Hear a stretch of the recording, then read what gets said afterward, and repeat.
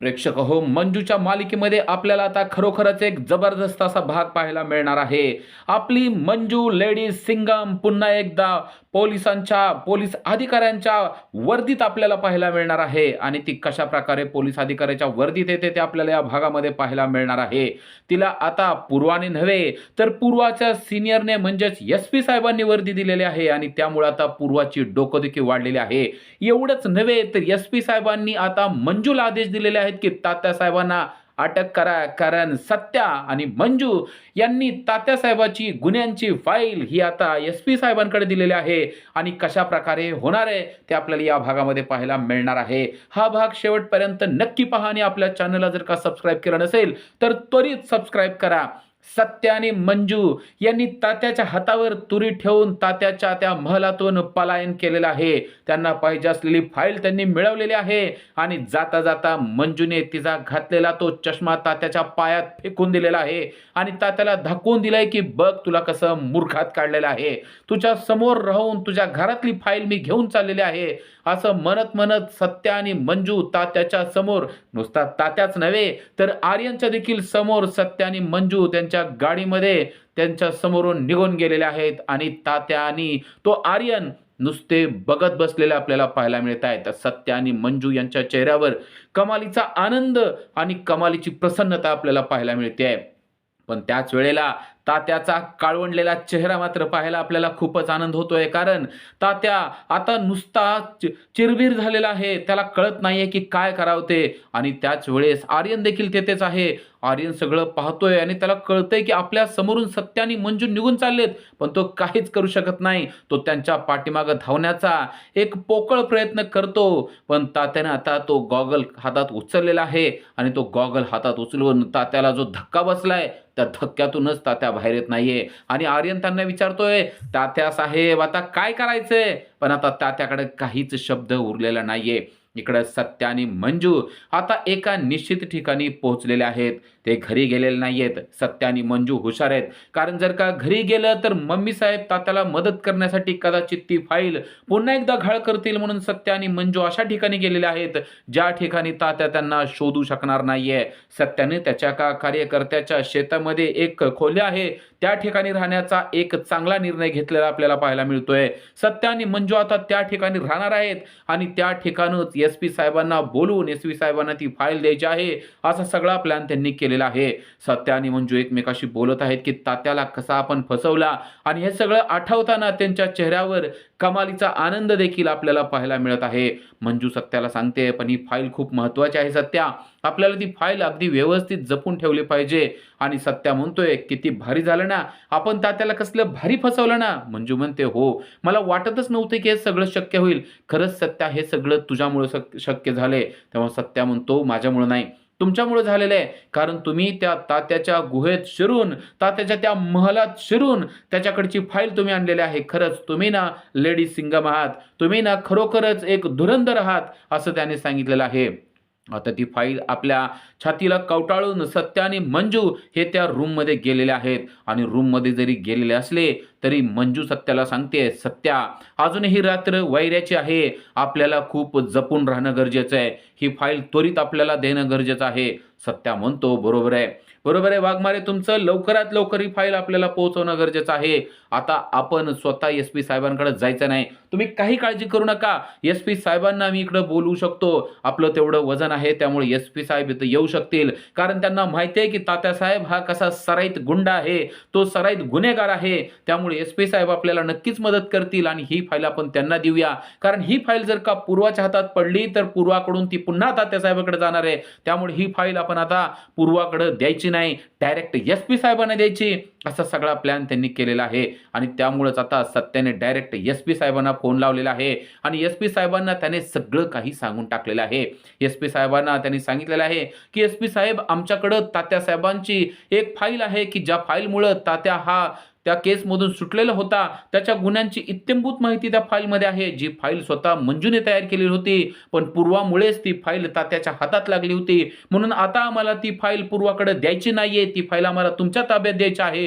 तुम्ही जर का आम्हाला भेटलात तर ती फाईल मी तुमच्या ताब्यात देईल, असं सगळं सत्याने सांगितलेलं आहे. एसपी साहेबांना तर माहिती आहे की सत्या काय आहे. तो सत्य लोकांसाठी झटणारा नेता आहे, लोकांसाठी काम करणारा माणूस आहे, त्यामुळे त्यांना देखील आता त्याच्या शब्दावर विश्वास बसलेला आहे. एसपी साहेब सत्याला म्हणतात, सत्या तू काहीच काळजी करू नको. तात्या मागच्या वेळेस सुटला होता कारण आपल्याला ती फाईल मिळाली नव्हती म्हणून, पण यावेळेस मात्र तसं होणार नाही. आणि जर तुम्हाला वाटत असेल की तिथे असलेली सिनियर म्हणजे पूर्वा पाटील ही जर का तुम्हाला मदत करत नसेल तर मी स्वतः तुमच्याकडे येतो, कारण मला माहिती आहे या फाईलचं गांभीर्य काय आहे, त्या तात्याला अटक होणं किती गरजेचं आहे, असं सगळं त्याने सांगितलेलं आहे. आणि ठरल्यामुळे बरोबर दुसऱ्या दिवशीच एसपी साहेब हे सत्या आणि मंजू यांना भेटायला आलेले आपल्याला पाहायला मिळत आहेत. सत्या आणि मंजूला भेटून त्यांनी सांगितलंय की ही फाईल तुम्ही माझ्याकडे द्या. एसपी साहेब जेव्हा ती फाईल हातात घेतात आणि सगळं चालतात, तेव्हा त्यांना कळलेलं आहे की तात्या काय लायकीचा गुन्हेगार आहे.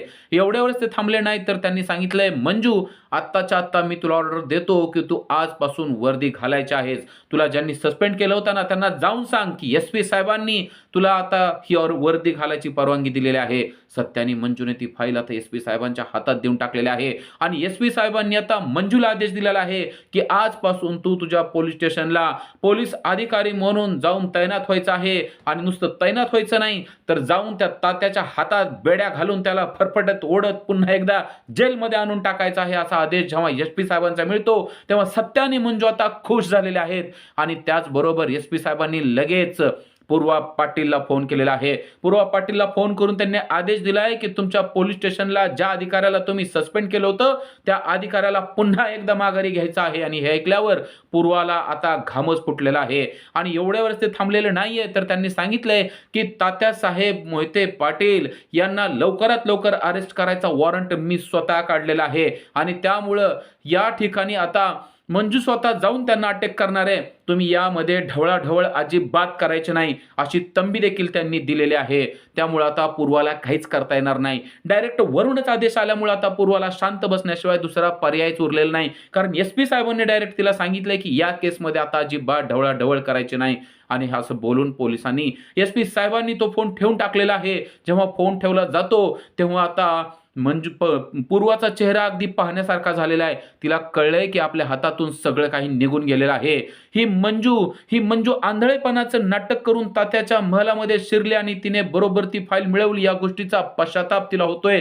तात्या साहेबांना मी सांगितलेलं होतं की या मंजूपासून सावध राहा, पण त्यांनी ऐकलं नाही. त्यामुळे आता हिचा अक्षरशः डोकं दुखू लागलेलं आहे. तात्या साहेब तुम्ही काय ऐकलं नाही माझं? तुम्ही माझं ऐकायला पाहिजे होतं. आता तुमचा वॉरंट निघलाय आणि तुम्हाला अटक होऊ शकते, पण काय करावं ते तिला कळत नाही. तिची अतिशय चिडचिड व्हायला लागलेली आहे आणि ती आदळापट देखील करू लागलेली आहे. पण तिच्या आदळापटीचा आता काही उपयोग नाही, कारण मंजू आता बुलेट घेऊन लेडीज सिंगम बनून पुन्हा एकदा पोलीस स्टेशनला आलेली आपल्याला पाहायला मिळते. त्याच रुबाबात, त्याच दिमाखात आणि त्याच जिद्दीनं पुन्हा एकदा ती पोलीस स्टेशनला आलेली आहे. आणि आता तिनं ठरवलंय की त्या तात्याला आता जेरबंद करून पूर्वाच्या समोर, त्याच्या समोर जेलमध्ये आणून टाकायचा. अजून तर पूर्वाचं आणि तात्याचं नातं समोर आलेलं नाहीये, पण जेव्हा हे नातं सुद्धा समोर येईल आणि पूर्वाच्याच पोलीस स्टेशनमध्ये जेव्हा तो तात्या अटक झालेला असेल आणि तिच्या पुढे जेलमध्ये असेल, तेव्हा तर सत्या आणि मंजू यांच्या आयुष्यातला सुवर्ण क्षणच आलेला दिसेल. इकडे जेव्हा मंजू येते तेव्हा तर अजूनच हिची डोकदुखी वाढलेली आहे. तिला कळलं की आता आपण मंजूचं काहीच करू शकणार नाहीये, कारण मंजूला डायरेक्ट एसपी साहेबांनी आदेश दिला म्हणल्यानंतर आपल्या हातून ही केस गेलेली आहे आणि आता तात्याला अटक होणार आहे हे तिला कळलेलं आहे. तिने लगेच तात्याला फोन घुमवलाय आणि तात्याला सांगितलंय, तात्या साहेब आता तुमचं काही खरं नाहीये.